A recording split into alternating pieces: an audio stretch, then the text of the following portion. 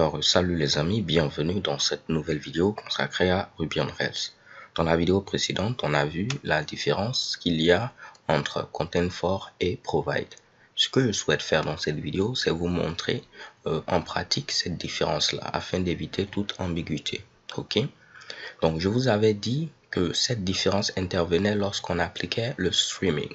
Ce que je vais faire, c'est tout simplement activer le streaming à ce niveau-là. Vous n'avez pas besoin de comprendre cela, ok? Tout ce que vous devez savoir, c'est que j'ai eu activé le streaming. Je vais le faire au niveau ici de l'action Home. Donc, je mets render stream et je rajoute ici true, comme ceci.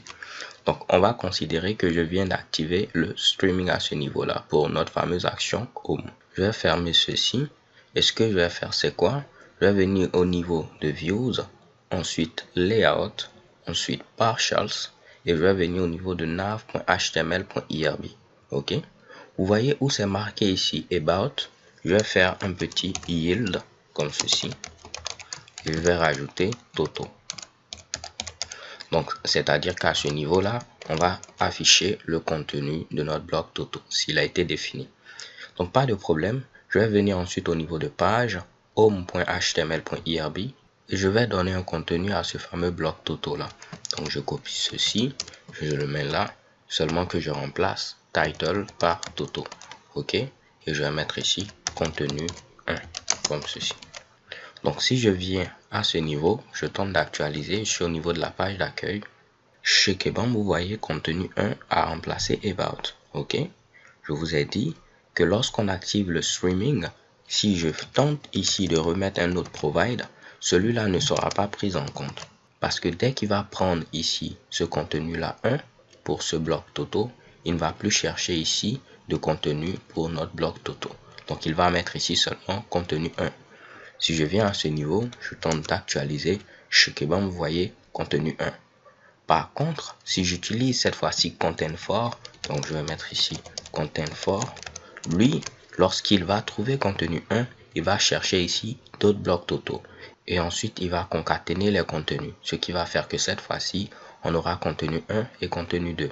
Je viens à ce niveau, je tente d'actualiser.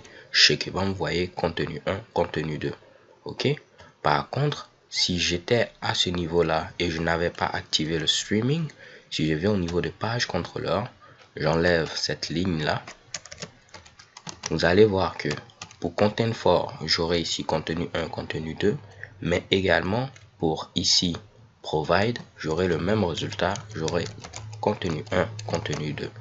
Oups, j'annule, je viens à ce niveau, j'actualise et chez Kebam, vous voyez contenu 1, contenu 2.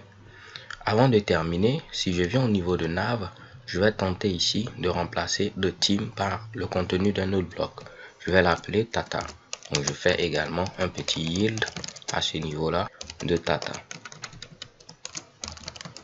Maintenant, si je viens au niveau de home.html.irb, je vais tenter de copier ceci.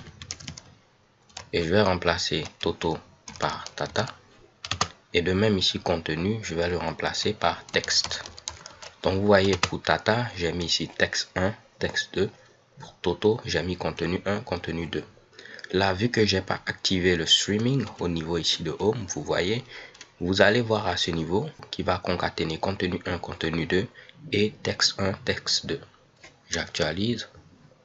Et chez Kebam, contenu 1, contenu 2, texte 1, texte 2. Si je viens à ce niveau, je tente de modifier Provide par Content for, on aura le même résultat. J'enregistre, je viens à ce niveau, je tente d'actualiser, vous voyez contenu 1, contenu 2. Par contre, si je viens maintenant activer le streaming, à nouveau, cette fois-ci, vu qu'on a mis Content for, on aura contenu 1, contenu 2 toujours et texte 1, texte 2. Parce que lui, il va chercher ici les autres blocs et les concaténer chez Kebam. Par contre, si je remplace cela par Provide, qu'est-ce qui va se passer? Ici, on aura seulement contenu 1 et ici texte 1. Parce que il va trouver ici pour Toto contenu 1, il ne va plus chercher d'autres contenus pour le bloc Toto. Donc, on aura seulement contenu 1. Pour Tata également, dès qu'il va trouver texte 1, il ne va plus chercher ici d'autres blocs pour Tata. Donc, il va garder seulement texte 1. Si je viens à ce niveau, je tente d'actualiser. Chez Kebam, vous voyez contenu 1 et texte 1. Alors là, on n'avait aucun intérêt à activer le streaming, Mais j'espère que cette vidéo vous a permis de comprendre la différence qu'il y a entre Content4 et Provide. Maintenant, vous êtes en mesure de pouvoir choisir l'un de ces deux Mitsubishi là en fonction du cas dans lequel vous vous trouvez. Okay? So thanks for watching. Don't forget to subscribe and have a nice day. Peace.